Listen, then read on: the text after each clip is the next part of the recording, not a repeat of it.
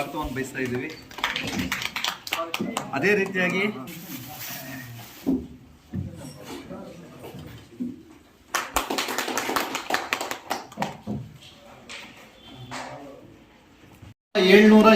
ರಲ್ಲಿ ಏನು ಅವರು ಒಂದು ಸಾಧನೆಯ ಫಲವಾಗಿ ಕಂಡುಹಿಡಿದಿರ್ತಕ್ಕಂಥ ಒಂದು ಕಂಪ್ಯೂಟರ್ನ ಆಪರೇಟರ್ಗಳನ್ನಾಗಿ ಇವತ್ತು ಕೆಲಸ ಮಾಡಿ ನಮ್ಮ ಜೀವನವನ್ನು ಸಾಗಿಸ್ತಾ ಇದ್ದೀವಿ.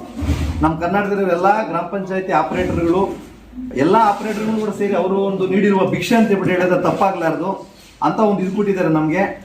ಇದನ್ನ ನಾವು ಹುಟ್ಟಿದ ಮೇಲೆ ಸತ್ತೋಗ್ತೀವಿ, ಆದ್ರೆ ಏನೋ ಒಂದು ಸಾಧನೆ ಮಾಡಬೇಕು ಅನ್ನೋದು ಉದ್ದೇಶದಿಂದ ಅವರು ಒಂದು ಕಂಪ್ಯೂಟರ್ ಕಂಡುಹಿಡಿದ್ರು. ನಾವು ನಮ್ಮ ಕೆಲಸಗಳನ್ನ ಕಾರ್ಯಗಳನ್ನ ಸುಗಮವಾಗಿ ನಡೆಸ್ಕೊಂಡು ಅವರಷ್ಟು ಏನೋ ಕಂಡುಹಿಡಿದ್ರು ಪರವಾಗಿಲ್ಲ, ಒಂದು ಸುಗಮ ರೀತಿಯಲ್ಲಿ ನಡಿಬೇಕು ಅನ್ನೋದು ನನ್ನ ಒಂದು ಆಶಯವಾಗಿರ್ತದೆ. ಇಷ್ಟೇ ನನ್ನ ಮಾತನ್ನ ಮುಗಿಸ್ತಾ ಇದ್ದೀನಿ. ಅವರ ಒಂದು ಜನ್ಮದಿನವನ್ನು ಗಣಕಯಂತ್ರ ನಿರ್ವಾಹಕರು ದಿನಾಚರಣೆಯಾಗಿ ನಿರ್ವಹಿಸ್ತಾ ಇರೋದು ನಿಜವಾಗ್ಲೂ ಸಾರ್ಥಕತೆ ಮತ್ತು ಸಂತೋಷಕರವಾದಂಥ ವಿಷಯ. ನೋಡಿ, ಪ್ರತಿಯೊಬ್ಬರೂ ಪ್ರತಿಯೊಂದು ವಿಷಯದಲ್ಲಿ ಯಾವುದೇ ಒಂದು ಹೊಸ ಸಂಶೋಧನೆ ಮಾಡುವಂಥದ್ದಾಗಿರ್ಬೋದು ಅಥವಾ ಕಂಡುಕೊಳ್ಳೋದಕ್ಕೆ ಸಾಧ್ಯ ಇಲ್ಲ. ಆದರೆ ಆ ವಿಷಯದಲ್ಲಿ ಪ್ರತಿಯೊಬ್ಬರೂ ಸಹ ತಮ್ಮ ಪರಿಶ್ರಮವನ್ನು ಅಥವಾ ಶ್ರಮ ವಹಿಸಿದಲ್ಲಿ ಅದರಲ್ಲಿ ಪರಿಣಿತರಾಗ್ಬೋದು, ಎಕ್ಸ್ಪರ್ಟ್ಸ್ ಆಗ್ಬೋದು. ಅದೇ ರೀತಿ ಈ ದಿನ ನಮಗೆ ಗಣಕಯಂತ್ರ ಎನ್ನತಕ್ಕಂಥದ್ದು ಏನಾದರೂ ನಮ್ಮ ಪ್ರಪಂಚದಲ್ಲಿ ಸಂಶೋಧನೆ ಆಗದೆ ಇದ್ದಿದ್ರೆ ಈ ದಿವಸ ಎಷ್ಟೋ ಜನಕ್ಕೆ ನಾವು ನಿಜವಾಗ್ಲೂ ಕೆಲಸ ನಿರ್ವಹಿಸೋದಕ್ಕೆ ಕಷ್ಟ ಆಗ್ತಾ ಇದೆ. ಯಾಕಂದ್ರೆ ಎಲ್ಲರೂ ಮ್ಯಾಥಮೆಟಿಕ್ಸ್ ಅಲ್ಲಿ ಇರ್ಬೋದು, ಗಣಿತದಲ್ಲಿರ್ಬೋದು, ಇತರೆ ವಿಷಯಗಳಲ್ಲಿರ್ಬೋದು ಅತ್ಯಂತ ಪರಿಣಿತರು ಯಾರು ಇರೋದಿಲ್ಲ. ಅವ್ರದ್ದೇ ಆದಂತ ಒಂದು IQ ಅಂದ್ರೆ ಬುದ್ಧಿಮಟ್ಟ ಇರುತ್ತೆ.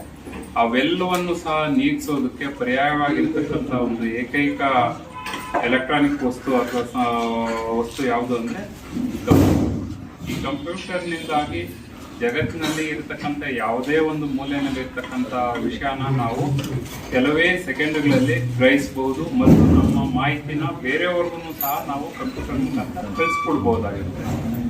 ಅಂತ ಒಂದು ಕಂಪ್ಯೂಟರ್ ಅನ್ನ ನಿರ್ವಹಿಸತಕ್ಕಂಥ ನಿರ್ವಾಹಕರು ನೀವು ಅಂದ್ರೆ ನಿಜವಾಗ್ಲೂ ನೀವೆಲ್ಲರೂ ಹೆಮ್ಮೆ ಪಡ್ಬೇಕು. ಎಲ್ರಿಗೂ ಸಹ ಕಂಪ್ಯೂಟರ್ ನಿರ್ವಹಿಸೋದು ಬರೋದಿಲ್ಲ. ಬರದೇ ಇರೋ ಕಾರಣದಿಂದಾಗಿನೇ ಗಣಕಯಂತ್ರ ನಿರ್ವಾಹಕರನ್ನ ಇಟ್ಕೊಂಡಿರ್ತಕ್ಕಂಥದ್ದು. ಮತ್ತೆ ನೋಡಿ, ಒಂದು IT-BT ಕಂಪ್ನಿ ಇರ್ಬೋದು, ಒಂದು ಸಾಫ್ಟ್ವೇರ್ ಕಂಪ್ನಿ ಇರ್ಬೋದು, ಅಲ್ಲೆಲ್ಲರೂ ಅಷ್ಟೇ. ಅಲ್ಲಿ ಯಾರು ಗಣಕಯಂತ್ರದಲ್ಲಿ ಎಕ್ಸ್ಪರ್ಟ್ಸ್ ಇರ್ತಾರೋ ಅವ್ರು ನಿಜವಾಗ್ಲೂ ಅವ್ರಿಗೆ ಈ ಸರ್ಕಾರಿ ಉದ್ಯೋಗಕ್ಕಿಂತನೂ ಹೆಚ್ಚಿನ ಒಂದು ವೇತನ ಸಿಗ್ತದೆ, ಹೆಚ್ಚಿನ ಒಂದು ರೆಸ್ಪೆಕ್ಟ್ ಸಿಗ್ತದೆ. ಅದೇ ರೆಸ್ಪೆಕ್ಟ್ ಅನ್ನು ನೀವು ಸಹ ಪಡಿಬಹುದು. ಯಾವ್ದು ಮುಖಾಂತರ ಅಂದ್ರೆ ಪ್ರತಿಯೊಂದು ವಿಷಯವನ್ನು ಸಹ ನೀವು ಚೆನ್ನಾಗಿ ತಿಳ್ಕೊಂಡು ಸರಿಯಾದಂಥ ಸಮಯಕ್ಕೆ ಸರಿಯಾಗಿ ನಿರ್ವಹಿಸ್ತಾ ಹೋದಲ್ಲಿ ನೀವು ಸಹ ಒಂದು ಸಮಾಜದಲ್ಲಿ ಹೆಸರನ್ನು ಬೆಳೆಸ್ಕೊಳ್ಬಹುದು. ನಮ್ಮ ಪಂಚಾಯತ್ ರಾಜ್ ಇಲಾಖೆನಲ್ಲಿ ಹೇಳ್ಬೇಕಂದ್ರೆ ನಡೀತಾ ಇರತಕ್ಕಂಥ ಇವತ್ತಿನ ಒಂದು ಉದ್ಯೋಗ ಆಗಿರ್ಬೋದು ಅಥವಾ ಪ್ರಗತಿ ಪರಿಶೀಲನೆ ಆಗಿರ್ಬೋದು, ಪ್ರಗತಿ ಆಗಿರ್ಬೋದು, ಇವೆಲ್ಲವೂ ಸಹ ಡೇಟಾ ಆಪರೇಟರ್ ಮೇಲೇ ಡಿಪೆಂಡ್ ಆಗಿರುವಂಥದ್ದು. ಇಡೀ ನಮ್ಮ ದೇಶ ಅಥವಾ ಜನತೆ ಎಲ್ಲರೂ ಸಹ ನೋಡ್ತಾ ಇರತಕ್ಕಂಥದ್ದು ಗಣಕಯಂತ್ರದಲ್ಲಿ ಇರ್ತಕ್ಕಂಥ ಮಾಹಿತಿನ ಅದ್ರ ಮೇಲೇನೆ. ಒಬ್ಬ ಡೇಟಾ ಆಪರೇಟರ್ ಒಂದು ಸಲ ಏನಾದರೂ ಸರಿಯಾಗಿ ನಿರ್ವಹಿಸಿಲ್ಲ ಅಂದ್ರೆ ಆ ಪಂಚಾಯತ್ ವ್ಯವಸ್ಥೆ ಅತ್ಯಂತ ಸುಗಮವಾಗಿ ನಿರ್ವಹಿಸೋದು ಸಾಧ್ಯನೇ ಇಲ್ಲ. ಇವತ್ತು ನಮ್ಮ RDPR ಡಿಪಾರ್ಟ್ಮೆಂಟ್ ನಡೀತಾ ಇರತಕ್ಕಂತಹ ಪ್ರಮುಖ ಗಾಲಿ ಅಂದ್ರೆ ಚಕ್ರ ಯಾವುದು ಅಂದ್ರೆ ಡೇಟಾ ಆಪರೇಟರ್ಸ್. ಅದರಲ್ಲಿ ನೀವು ಏನಾದರೂ ಮನಸ್ಸು ಮಾಡಿದರೆ ಕೋಲಾರ ಜಿಲ್ಲೆನಲ್ಲಿ ಮುಳಬಾಗಿಲು ತಾಲೂಕಿನ ಪನ್ಗುನು ತಗೊಂಡು ಹೋಗ್ಬೋದು, ಲಾಸ್ಟ್ಗೂ ಇಡ್ಬೋದು. ಆದರೆ ಲಾಸ್ಟ್ ಇಡ್ತೀನಿ ಅಂದರೆ ಅದಕ್ಕೆ ಬಿಡೋದಕ್ಕೆ ನಾನು ರೆಡಿ ಇಲ್ಲ. ಡೆಫಿನೆಟ್ಲಿ ಫಸ್ಟ್ನೇ ಇಡ್ಸೋದಕ್ಕೆ ನಾನು ಪ್ರಯತ್ನ ಪಡ್ತೀನಿ. ಹಾಗಾಗಿ ನೀವೆಲ್ಲರೂ ಸಹ ನಿಮ್ಮ PDOs, ಸೆಕ್ರೆಟರಿ ಜೊತೆ, ನಮ್ಮ ತಾಲೂಕ್ ಪಂಚಾಯತಿ ನಮ್ಮ ಜೊತೆ ಸಕಾಲಕ್ಕೆ ಸ್ಪಂದಿಸಿ ನಮ್ಮ ಕೋಲಾರ ಜಿಲ್ಲೆನಲ್ಲಿ ಮುಳಬಾಗಿಲು ತಾಲೂಕಿನ ಒಂದು ಉತ್ತಮವಾದ ಸ್ಥಾನಕ್ಕೆ ತಗೊಂಡು ಹೋಗ್ಬೇಕಂತ ಕೋರ್ಕೊಳ್ತಾ ಇವತ್ತಿನ ಏನ್ ಚಾರ್ಲ್ಸ್ ಬ್ಯಾಬೇಜ್ ಅವರ ಜನ್ಮ ದಿನಾಚರಣೆ ಇರುತ್ತೋ ಅದೆಲ್ಲವೂ ಸಹ ನಿಮ್ಮ ಉದ್ಯೋಗದಲ್ಲಿ ನಿಮ್ಮ ಜನ್ಮ ದಿನಾಚರಣೆ ಇದ್ದಾಗನೇ ಅದಕ್ಕೆಲ್ಲಕ್ಕೂ ನಿಮಗೆ ಶುಭ ಆಗಲಿ ಅಂತ ಎಲ್ಲ ಹಾರೈಸ್ತಾ ನಾನು 2 ಮಾತು ಮುಗಿಸ್ತೇನೆ. ಅಂತಂದ್ರೆ ಸಾಹೇಬ್ರು ಹೇಳ್ತಾ ಇದ್ರು, ನಾವು ಟಾಪಲ್ಲಿ ಇಲ್ದಿದ್ರು ಪರವಾಗಿಲ್ಲ, ಬಾಟಮ್ ಅಲ್ಲಂತೂ ಇರ್ಲೇಬಾರ್ದು. ಯಾಕಂದ್ರೆ ನಾವು ದುಡಿಯೋರೆ. ಇವತ್ತಿನ ಕೆಲಸ ಇವತ್ತೇ ಮಾಡಿದ್ರೆ ನಾವು ರಿಪೋರ್ಟಿಗೆ ಬರ್ತೀವಿ ಅಷ್ಟೇ. ಇದೇನು ಸಿಂಪಲ್ ಲಾಜಿಕ್. ಮಾಡ್ಬೇಕಾಗಿರೋಂಥ ಕೆಲಸ ಇವತ್ತಿಲ್ಲ ಅಂದ್ರೂ 2 ತಿಂಗಳು ಮಾಡ್ಬೇಕು, ನಾವೇ ಮಾಡ್ಬೇಕು. ಅವತ್ತಿನಾದ್ರು ಬೇರೆ ಬರ್ತಾರ? ಬರಂಗಿಲ್ಲ. ಸೊ ನಿಮ್ಮೆಲ್ಲರ ಪರವಾಗಿ ನಾನು ಮಾತಾಡ್ತಾ ಇದ್ದೀನಿ ಸರ್. ಇವತ್ತು ನಮ್ದು ಏನಿದೆಯೋ 100% ನಮ್ಮ ನಾವು ಏನು ಅವತ್ತಿನ ಕೆಲಸ ಅವತ್ತು ಏನಿದೆಯೋ ಕಾಲ ಲಿಮಿಟ್ ಅಲ್ಲಿ, ಆ ಒಂದು ಕಾಲ ಮಿತಿಯಲ್ಲಿ ನಾವು ಕೆಲಸ ಮುಡ್ಕೊಡ್ತಿದ್ವಿ. ಎಲ್ಲರ ಪರವಾಗಿ ನಮ್ಗೆ ಭಾಷೆ ಕೊಡ್ತಾ ಇದ್ದೀವಿ. Thank you.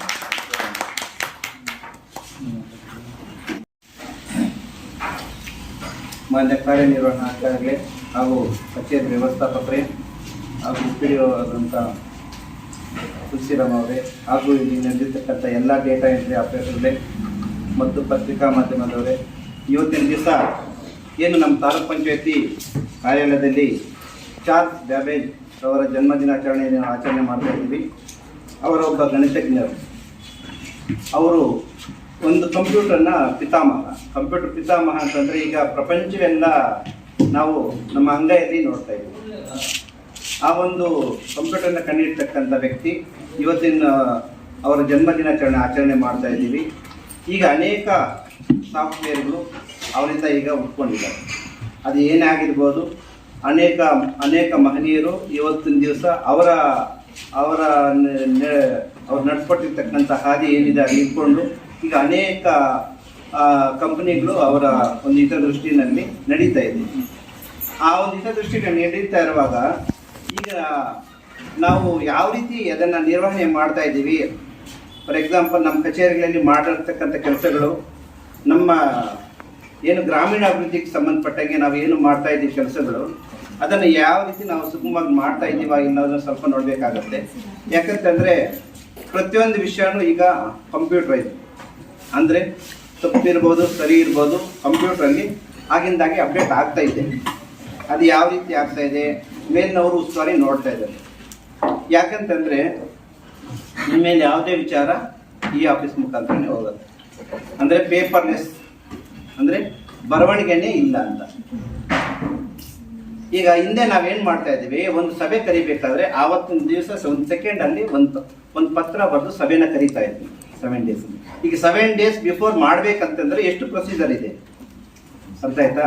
ಆ ಪ್ರೊಸೀಜರ್ ಮಾಡಬೇಕಾದ್ರೆ ನಿಮ್ಮಲ್ಲಿ ಜ್ಞಾನ ಇರಬೇಕು, ಹೌದಲ್ವಾ? ನಿಮ್ಮಲ್ಲಿ ಜ್ಞಾನ ಇಲ್ಲ ಅಂದರೆ, ಕಂಪ್ಯೂಟರ್ ಜ್ಞಾನ ಅಂದರೆ PDOs ಕೆಲವ್ರು ಗೊತ್ತಿರೋದಿಲ್ಲ, ಕಾರ್ಯದರ್ಶಿಗೆ ಗೊತ್ತಿರೋದಿಲ್ಲ. ಆ ವಿಚಾರದಲ್ಲಿ ನೀವು ಬ್ರಿಲಿಯನ್ಸ್ ಆಗಲಿಲ್ಲ ಅಂತಂದರೆ ಯಾವ ವಿಚಾರನೂ ಮುಂದೆ ಹೋಗೋದು. ಇವತ್ತಿನ ದಿವಸ ನಾವು ಈ ಸೊತ್ತು ಮಾಡ್ತಾ ಇದ್ದೀವಿ, ಅದು ಯಾವಾಗಲೂ ಆಗಬೇಕಾಗಿರ್ತಕ್ಕಂಥ ಕೆಲಸ, ಹೌದಾ ಇಲ್ಲ? ಯಾವಾಗ ಕಂಪ್ಯೂಟರ್ ಪಾಣಿ ಅಪ್ಡೇಟ್ ಆಗೋಯ್ತು, ಆದರೆ ನಮ್ದು ಆಯ್ತಾ, ನಮ್ಮ ಪ್ರಾಪರ್ಟೀಸ್ ಆಯ್ತಾ? ಆಗಲಿಲ್ಲ. ಕಾರಣ ಎಲ್ಲೋ ಒಂಥರ ಲೋಪದೋಷಗಳು ಕಾಣ್ತಾ ಇದ್ದಾವೆ. ಆ ಲೋಪದೋಷಗಳನ್ನೆಲ್ಲ ನಾವು ಸರಿಪಡಿಸ್ಬೇಕಾದ್ರೆ ಮೇಲಿಂದಲೂ ಬರಬೇಕಾಗುತ್ತೆ ನಮಗೆ ಮಾಹಿತಿ. ಮೇಲಿಂದ ಅನೇಕ ಟೆಕ್ನಿಷಿಯನ್ಸ್ ಮಾಡಿ ನಮ್ಗೆ ಅಪ್ಡೇಟ್ ಮಾಡಿದ್ರೆ ಆ ಸಾಫ್ಟ್ವೇರ್ ಏನಿದೆಯೋ ಈಗ 100% ಮಾಡೋ ನಿಟ್ಟಿನಲ್ಲಿ ಆಗಿದ್ದೀವಿ, ಅರ್ಥ ಆಯ್ತಾ? ಆ ನಿಟ್ಟಿನಲ್ಲಿ ಇದ್ದಾಗ ಒಂದು, ಯಾಕಂತಂದ್ರೆ ನೀವು ಒಂದು ಈಸತ್ತು ಮಾಡಬೇಕಾದ್ರೆ ಪರ್ಫೆಕ್ಟ್ ಆಗಿ ಒಂದು ಸ್ಥಳನ ನೀವು ಪರ್ಫೆಕ್ಟ್ ಆಗಿ ಡಾಕ್ಯುಮೆಂಟೇಷನ್ ಮಾಡಬೇಕಾಗತ್ತೆ. ಏನು ನಿಮಗೆ ಇಚ್ಛಾಶಕ್ತಿನಲ್ಲಿ ಮಾಡಬಾರ್ದು. ಒಂದು ಚೆಕ್ ಬಂದು ಇರ್ಬೋದು, ಒಂದು ಮೆಜರ್ಮೆಂಟ್ ಇರ್ಬೋದು, ಅಲ್ಲಿನ ಹೆಸರು ಇರ್ಬೋದು, ತಿದ್ದುಪಡಿ ಮಾಡೋದು, ಇನ್ನೊಂದು ಮತ್ತೊಂದು. ಒಂದು ಸಾರಿ ಒಂದು ಅಕ್ಷರ ತಪ್ಪಿತು ಅಂತಂದ್ರೆ ಅದನ್ನು ಎಷ್ಟೊತ್ತು ಮತ್ತೆ ಟೈಮ್ ತಗೊಳುತ್ತೆ.